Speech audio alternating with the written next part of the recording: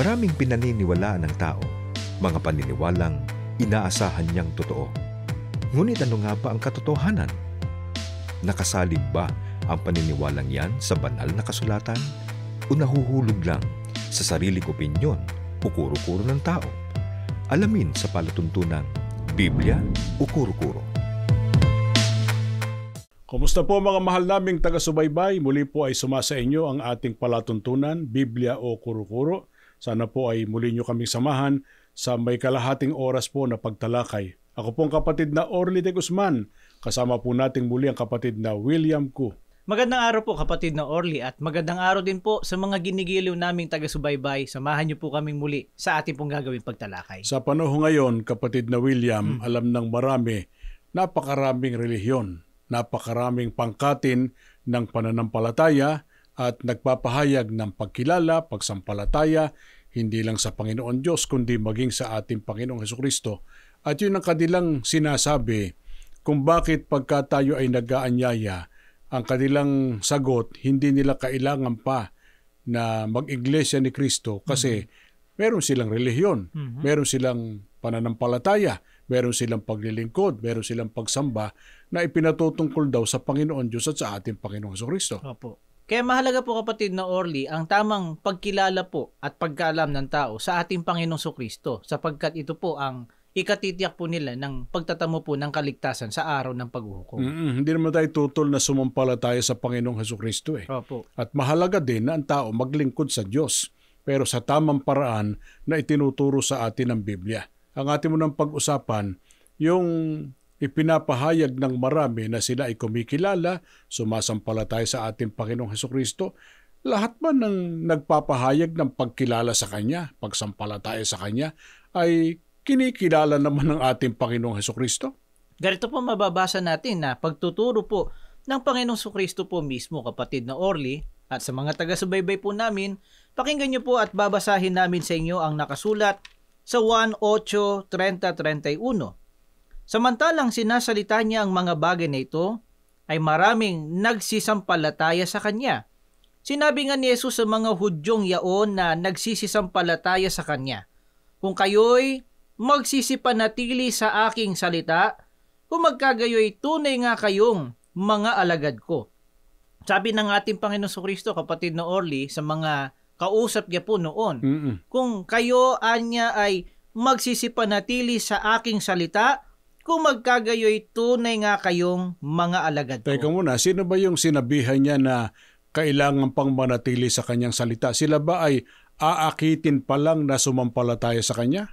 Ayon po sa talatang binasa natin, kapatid na Orly, sila po ay mga nagsisisampalataya sa ating Panginoong Hesukristo. Pero dahil basta sila ay sumasampalataya na, ang sinabi ba ng Panginoong Hesukristo sapat na yon para sila ay ibilang na alagad ng Panginoong Hesukristo? Ay hindi po. May kondisyon po na hinahanap sa kanila na ayon po sa talatang binasa natin, kinakailangan pong magsipanatili sa mga salita ng ating pong Panginoong Hesukristo. Yan ang pag-usapan natin. Paano ba yung pananatili sa mga salita ng Panginoong Hesukristo? Sapat na bang may Biblia sila, nagbabasa ng Biblia, alam nila may aklat ng Kawikaan, may aklat ng Jeremias, may aklat ng Juan. Paano ba yung pananatili sa mga salita ng ating Panginoong Hesukristo? Ito po mababasa natin sa talata di pong iyon sa Juan 8:30-31. Dito naman po sa Saling Magandang Balita Biblia. Babasahin po namin sa inyo ang nilalaman po ng mga talatang yan. Marami sa mga nakarinig nito ang naniwala sa Kanya. Sinabi naman ni Jesus sa mga Hudyong naniniwala sa Kanya, kung patuloy kayong susunod sa aking aral, tunay nga kayong mga alagad ko. Ayon po sa talatang binasa natin, malinaw po na kinakailangang sumunod sa mga aral po ng ating Panginoong Hesukristo. Tamang sumampalataya. Requirement yun sa kaligtasan. Sumampalataya sa Panginoong Hesukristo. Pero tama, dapat ang pananampalataya sa Kanya. At yung sumasampalataya, ano kondisyong hinahanap? Manatili sa salita ni Kristo na ang kahulugan, gaya ng binasa mo, sumunod po sa mga aral ng ating Panginoong Hesukristo. Kaya nagpapahayag man ng pananampalataya daw sa Kanya, kumikilala man daw sa Panginoong Hesukristo, Opo. pero hindi sumusunod sa Kanyang aral, sila ba pasado sa ating Panginoong Hesukristo? Tiyak po natin, kapatid na Orly, na hindi po sila pasado kasi yung requirement na hinahanap ng Panginoong Jesucristo, hindi po nila nagawa. Kaya ano sumbat ng Panginoong Hesukristo doon sa mga tao noon na tinatawag siyang Panginoon? Alam na Panginoon siya. Alam ko ano yung katangian, karapatang kaloob sa kanya ng ating Panginoon Diyos. Pero hindi naman ginagawa ang kanyang mga sinasabi o yung kanyang mga ipinag-uutos. Babasahin po natin ang nakasulat po dito sa aklat naman po ng Lucas sa 6:46 hanggang 47. Ganito po nakasulat. Bakit ninyo ko tinatawag ng Panginoon, Panginoon? Ngunit hindi naman ninyo ginagawa ang sinasabi ko. Ang lumalapit sa akin, nakikinig at nagsasagawa ng aking mga salita. Marahil po, kapatid na Orly, hindi po tututulan ng mga taga-subaybay natin yung mga binanggit po sa talata na mga pangungusap na hindi po nasisiyahan. Hindi siya nasisiyahan sa kanyang mga kausap dyan. No? Opo. Ano ba ang sabi ng Panginoong Jesucristo? Balikan nga natin. Ang sabi po ng Panginoong Jesucristo, bakit ninyo ako tinatawag ng Panginoon, Panginoon? Ngunit hindi naman ninyo ginagawa ang sinasabi ko. Kasi yung namamanginoon sa Panginoong Jesucristo, ang pruwebang kinikilala siyang Panginoon, hindi basta sinabi lang na siya Panginoon o Panginoong Jesucristo, kundi dapat gawin kung ano ang sinasabi o itinuturo ng ating Panginoong Jesucristo. Kaya anong kanyang itinuro sa tao pagka lalapit sa kanya? Ang sabi po ng Panginoong Jesucristo, ang lumalapit sa akin, nakikinig at nagsasagawa ng aking mga salita. Kaya kinakailangan po, kapatid na Orly, sa mga taga-subaybay po namin, kailangan na pakinggan at isagawa ang mga salita po ng ating Panginoong Jesucristo. Kaya may gagawin ang tao Opo. Hindi pareho nung sinasabi nung iba. Wala na anyang gagawin. Ginawa na ng Panginoong Jesucristo yung ikaliligtas Siya'y na dumaan sa hirap. Pinakuan sa krus hanggang sa namatay. Yun ang ikaliligtas anya natin. Kaya tayo sasampalataya na lang. Wala po sa Biblia yun na sasampalataya lang. Totoo may ginawa ang Panginoong Hesukristo, pero yung napaliligtas sa Kanya, meron din dapat gawin. May effort po. Oo, dapat tuparin yung sinasabi niya o itinuturo niya. Paano kung nasapatan lang, kapatid na William, na maniwalang sa Panginoon, tumawag lang sa Kanya, sumampalataya lang, ano pa siya ng Panginoong Hesukristo sa kanila? Ito po mababasa natin, kapatid na Orly, at sa mga ginigiliw naming taga-subaybay. Sana'y patuloy niyo pong subaybayan ito. Ang babasahin naman namin, Mateo 7:21. Hindi lahat ng tumatawag sa akin, Panginoon, Panginoon ay papasok sa kaharian ng langit, kundi yaong lamang sumusunod sa kalooban ng aking amang nasa langit. Dito po sa talata binasa natin, kapatid na Orly, may mga taong tumatawag ng Panginoon, Panginoon. Sa atin pong Panginoong Jesucristo. Kinikilalang siya Panginoon. Opo. Pero ano pa siya sa kanila? Ang sabi po sa talata, hindi sila makapapasok sa kaharian ng langit, kundi iyaon lamang sumusunod sa kalooban ng Ama na nasa langit. Teka muna, bago natin tapusin yung pagbasa sa talatang iyan. Baka iniisip ng iba, yung mga taong iyan na pinasiyahan ng Panginoong Hesukristo hindi papasok sa langit, baka puro boka. Opo. Puro abla, naway obra. Baka wala silang ginawa. Kung itutuloy ba natin ang pagbasa, ibang mga tao niya walang mga ginawa sa ngalan ng relihiyon? Ganito po mababasa natin sa talatang 22 hanggang 23 naman po, pahayag sa atin. Pagdating ng huling araw, marami ang magsasabi sa akin, Panginoon, nangaral po kami, nagpalayas ng mga demonyo, at gumawa ng mga kababalaghan sa iyong pangalan. At sasabihin ko sa kanila, kailan may hindi ko kayo nakilala? Lumayo kayo sa akin, mga mapaggawa ng masama. Ayon sa mga talatang binasa natin, kapatid na Orly, may mga ginawa din po itong mga tao na kumikilala, di umano, sa ating Panginoong Jesucristo. Pero hindi makapapasok sa langit. Opo. Ang ginawa po nila, ayon sa mga talata, sila ay nangaral, nagpalayas ng demonyo, gumawa ng kababalaghan sa pangalan po ng ating Panginoong Jesucristo. Sa opinion ng iba, makapapasok sa langit yan Opo. Kasi nga, isipin mo, pinalayas ang demonyo. Kaaway ng Diyos yun, pero napalayas nila. Nakapagpagaling marahil ng may sakit, gaya ng kanilang ipinamamarali o pinangangalandakan. Ipinangaral din lang ating Panginoong Hesukristo. pero hindi sila papasok sa langit kasi merong mahalaga na dapat nilang ginawa na hindi nila nagawa. Ano yung hindi nila nagawa, kapatid na William? Yung pagsunod po sa kalooban ng ating pong Panginoon Diyos. Yan ang ating pag-usapan. Alam nyo, Anya, sabi nung iba, kung ang pag-uusapay kalooban ng Diyos, sino bang ayaw dyan? Kalooban ng Diyos yan. Tiyak pagkakalooban ng Diablo, ayaw natin. Pero Opo. pagkalooban ng Diyos, tiyak gusto ng lahat yan. Ang ayaw lang, Anya, namin, yung sinasabi nyo na para maligtas, ay dapat na pumasok sa Iglesia ni Kristo.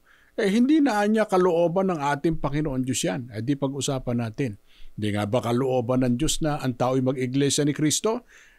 Ano ba ang kalooban ng Diyos na dapat sundin ng tao para ang tao makapasok sa kaharian ng langit? Basahin po natin ang pagtuturo ni Apostol Pablo dito po sa aklat po ng Efeso sa 1, dito sa 9 hanggang 10. Ganito po ang nakasulat. Sa Efeso 1:9 hanggang 10. At ipinakilala niya sa atin ang hiwaga ng kanyang kalooban, ayon sa kanyang kaluguran na itinakda kay Kristo, upang isakatuparan sa takdang panahon, upang tipunin ang lahat ng bagay sa langit at sa lupa, at ipailalim sa isang Pangulo, na walang iba kundi si Kristo. Tuloy pa po natin sa 22 hanggang 23. Ang lahat ng bagay ay ilalagay ng Diyos sa ilalim ng kanyang mga paa, at siya'y itinalagang ulo ng lahat ng bagay para sa iglesia, na kanyang katawan, ang kapuspusan niya na pumupuspos sa lahat ng bagay sa lahat ng paraan. Ayon po sa mga talatang binasa po natin, kapatid na Orly, at sa mga taga-subaybay po namin, yung kalooban po ng ating Panginoon Diyos ay matipon po o mapailalim ang lahat sa ilalim po ng ating Panginoong Kristo. Paano mangyayari, kapatid na William, na ang mga tao ay matitipon sa ating Panginoong Hesukristo? Ang tao nakakalat sa buong mundo. Paano sila matitipon sa ating Panginoong Hesukristo batay sa talatang yan? Ang sabi po sa binasa natin kanina, ang lahat ng bagay ay ilalagay ng Diyos sa ilalim ng kanyang mga paa, at siya'y itinalagang ulo ng lahat ng bagay para sa iglesia na kanyang katawan. Sa makatwid, kalooban po ng ating Panginoon Diyos na matipon po ang lahat ng tao sa katawan ng ating pong Panginoong Kristo. Pagka natitipon na sa katawan ng Panginoong Hesukristo, natitipon na sa Panginoong Hesukristo kasi katawan niya yung dako Opo. kung saan natitipon ng mga tao At sino may kalooban yan? Yan ba'y kalooban natin na ang tao ay matipon sa iglesyang katawan ng Panginoong Hesukristo? Hindi po, kapatid na Orly. Gaya na binasa po natin kanina, ito po ay kalooban ng ating pong Panginoon Diyos. At balikan natin yung pasya ng Panginoong Hesukristo, yung itinuro niya.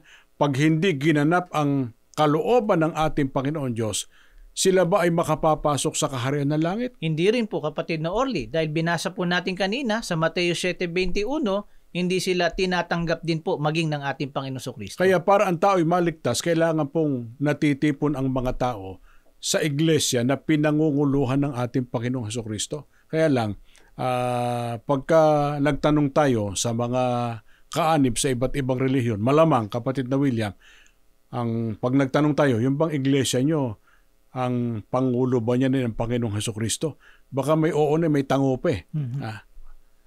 Tiyak naman sasabihin nilang ang Pangulo ay Panginoong Hesukristo. Pero ayon sa ating Panginoong Hesukristo, alin ang iglesia na kanyang pinangunguluhan? Aling iglesia ang kinikilala niyang kanya? Ito po mababasa natin, kapatid na Orly, at sa mga taga-subaybay po namin.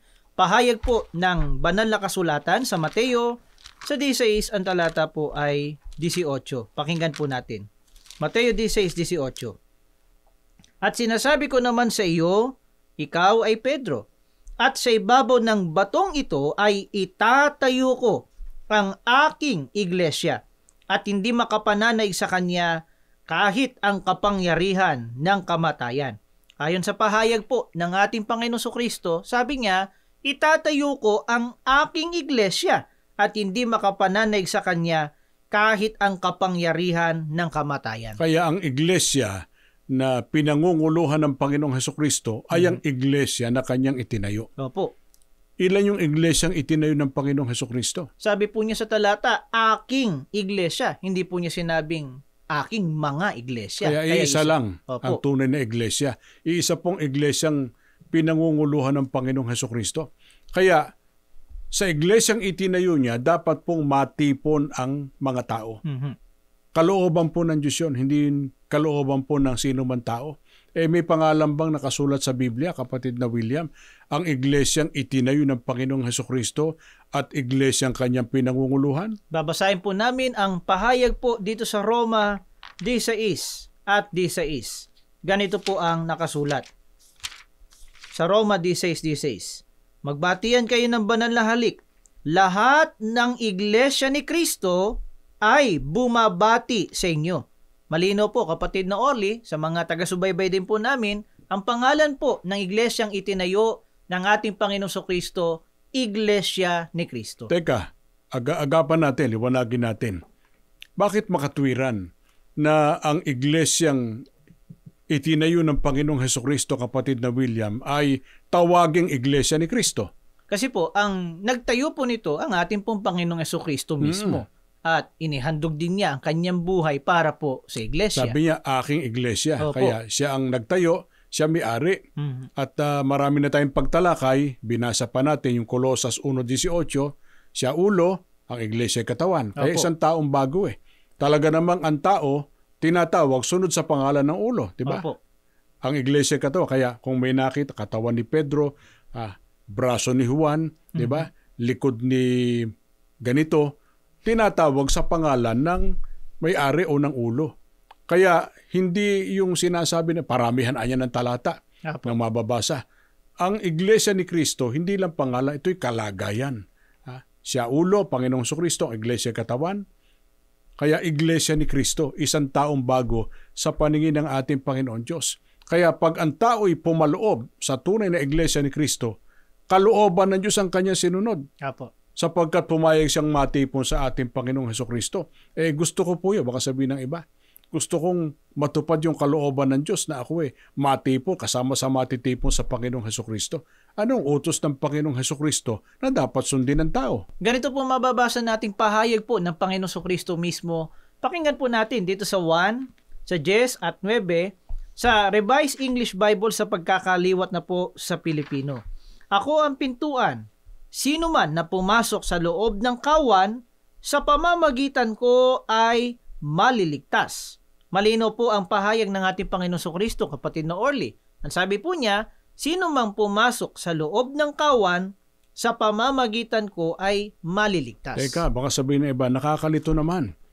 Kanina, binasa natin, kalooban ng Diyos matipon kay Kristo. Opo. Sa paraang mapailalim sa pangungulo niya, sa iglesyang katawan niya. Kaya dapat pumasok sa iglesyang katawan ng Panginoong Hesukristo. Bakit diyan sa binasa natin ang dapat naman pasokan ay kawan? Iba pa ba yan sa iglesia ni Kristo? Kapatid na Orly, hindi po iba yung kawan sa iglesia ni Kristo. Baka opinion mo yan, kapatid na William. Mabuti po, Biblia ang ating sangguniin po para matiyak nating hindi po ito opinion o kuro-kuro. Ganito po mababasa natin sa Aklat po ng Mga Gawa sa 20 at 28. Ingatan ninyo kung gayon ang inyong sarili at ang buong kawan. Narito'y hinirang kayo ng Espiritu Santo na mga katiwala upang pakanin ang iglesia ni Kristo na binili niya ng kanyang dugo. Iniliwat mo na sa Pilipino yung sali ni Lamsa. Opo, kapatid na Orly. Kaya po binabanggit dito sa talatang binasa natin na yung kawan, ito po ang iglesia ni Kristo. Kaya yung utos ng Panginoong Hesukristo na para maligtas, pumasok sa kawan, katumbas, pumasok sa iglesia ni Kristo. Opo. Hindi yun iba doon sa binasa natin sa Epeso na kailangan matipon sa Panginoong Hesukristo sa paraan mapailalim sa pangungulo niya na ang pinangunguluhan niya ay ang kanyang iglesia na ang pangalan ay Iglesia ni Kristo. Opo. Kaya sa lahat ng gustong makapasok sa kaharian ng langit o magtamo ng kaligtasan, hindi sasampalataya lang. Hindi maniniwala lang sa Panginoong Hesukristo, dapat ganapin ang ipinagagawa niya. Ang ipinagagawa niya, pagpasok sa kanyang iglesia. Yun ang pakikinig kay Kristo ayaw makinig, kapatid na William. Pero gustong maligtas, ano pasya sa mga ganon? May babala po na nakasulat sa Biblia para sa kanila. Ito po mababasa natin dito sa Aklat ng Mga Gawa. Sa 3, ang talata po'y 20, 22 hanggang 23 pa. Ganito po ang mababasa po natin. Sa 3:20. at upang kanyang suguin ang Kristo na itinalaga sa inyo na si Jesus. Tunay na sinabi ni Moises, ang Panginoon Diyos ay magtitindig sa inyo ng isang propetang gaya ko mula sa gitna ng inyong mga kapatid. Siya ang inyong pakinggan sa lahat ng mga bagay na sa inyo'y sasalitain niya. At mangyayari na ang bawat kaluluwa na hindi makinig sa propetang yaon ay pupuksaing lubos mula sa gitna ng bayan. Ayon po sa mga talatang ating binasa, kapatid na Orly, ang sino man po na hindi makikinig sa isinugo po ng ating Panginoon Diyos, sabi po sa Biblia, ang bawat kaluluwa na hindi makinig sa propetang yaon ay pupuksaing lubos mula sa gitna ng bayan. Pagka pupuksa, hindi maliligtas eh. Opo. At tiniyak kung sino yung propetang hinuhulaan sa katuparan. Opo. Sabi po sa atin, ang atin pong Panginoong Hesukristo. Ang pakikinggan sa Panginoong Hesukristo, para tao'y maligtas yung pagpasok sa kawan o sa iglesia ni Kristo. Opo. Pag inayawan po ng tao, may pasya na, pupuksain. Bakit pupuksain, kapatid na William, ang hindi makikinig sa ating Panginoong Hesukristo? Ano bang kahulugan ng hindi pagtupad sa utos o aral ng ating Panginoong Hesukristo? Ganito po mababasa nating sagot sa aklat po ng 1 sa 14, talata ay 24. 14:24. Ang hindi umiibig sa akin ay hindi tumutupad ng aking mga salita. At ang salitang inyong narinig ay hindi akin, kundi sa amang nagsugo sa akin.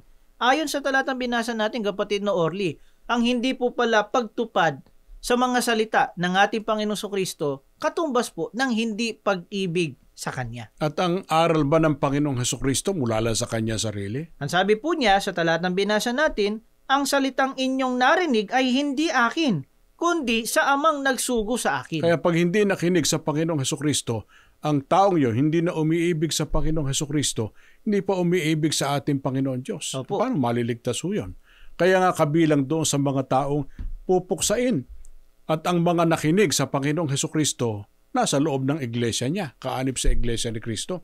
At gaano kahalaga sa Panginoon Diyos at sa ating Panginoong Hesukristo pagka ang tao ay kaanib na sa tunay na iglesia ni Kristo. Ito po mababasa naman po natin sa aklat ng 1 sa 6. Ang talata po ay 38 hanggang 39. Pagtuturo sa atin po ng banal na kasulatan. Dinggin po natin.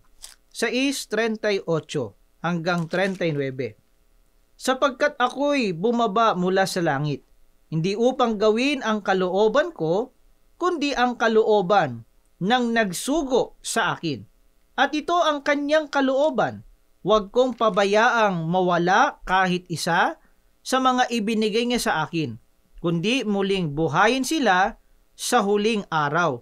Ayon po sa mga talatang ating pong binasa, ayaw po ng ating Panginoon Jesucristo na mawala kahit isa na ibinigay po sa Kanya. Sino yung mga ibinigay ng Diyos sa ating Panginoong Hesukristo na ayaw niya na isa man sa kanila'y mawala? Ganito po mababasa natin sa aklat po ng 1 Korinto sa 1 at 9. Pahayag po sa atin ng Apostol Pablo. 1 Korinto 1:9. Ang Diyos ay tapat na sa pamamagitan niya ay tinawag kayo sa pakikisama sa Kanyang anak na si Hesukristo na Panginoon natin. Ayon sa talatang ating pong binasa, ang mga ibinigay sa atin pong Panginoon Hesukristo, sabi po sa talata, tinawag sila sa pakikisama sa Kanyang anak na si Hesukristo. Kaya natipong kay Kristo ipinakisama sa Kanya. Nasaan yung mga tinawag na yon para ipakisama sa Panginoong Hesukristo? Ito naman pong babasahin natin ay sa aklat po ng Kolosas sa 3, ang talata po ay 15. At maghari sa inyong puso ang kapayapaan ni Kristo, na diya'y tinawag din naman kayo sa isang katawan at kayo'y maging mapagpasalamat. Ayon sa talatang binasa po natin, yung mga tinawag po, sabi ni Apostol Pablo, ay nasa isang katawan. Ang katawan, binasa natin kanina, yun ang iglesia. Opo. Na pinangunguluhan ng Panginoong Hesukristo na ang pangalan po'y iglesia ni Kristo. Mahalaga po na ang tao'y sumasampalataya at kumikilala sa Panginoong Hesukristo. Pero dapat may pruweba. Ang kahayagan ng pagsampalataya at pagkilala sa Kanya, pagsunod ang susundin yung itinuturo niya na aral po ng ating Panginoon Diyos. Opo. Na ang isa po doon ay ang pagpasok sa loob ng Iglesia ni Cristo. Dito po namin hinahangad na magkasama-sama tayo sa tamang pananampalataya at sa pamamalagi po natin sa pagsunod sa Diyos at sa ating Panginoong Hesukristo sa loob ng Iglesia ni Cristo para tayong lahat ay magkasama-sama sa kaligtasan doon po sa kaharian ng ating Panginoon Diyos sa langit.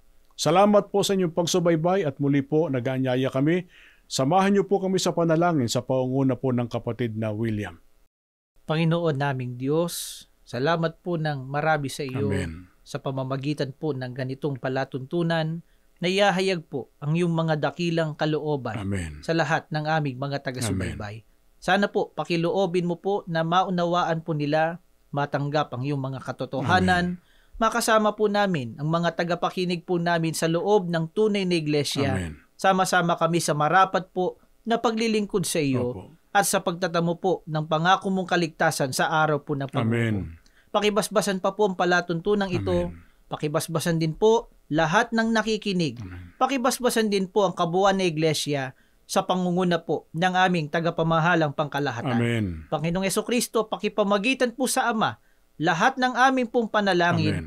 Patuloy pong pakipagpalain ng bawat isa sa amin. Amen. Ama, magalang po na pakiusap namin ng lahat sa pangalan lamang po ng aming tagapagligtas, ang amin pong Panginoong Hesukristo. Amen. Amen. Naway nakatulong kami sa inyong patuloy na pagsusuri. Naway nasukat ninyo kung ang inyong pinaniniwalaan ay ayon ba sa Biblia o kuro-kuro lang ng tao. Maraming salamat po sa inyong pagsubaybay sa palatuntunan ito. Sumaatin nawang lagi ang pagpapala ng Panginoong Diyos.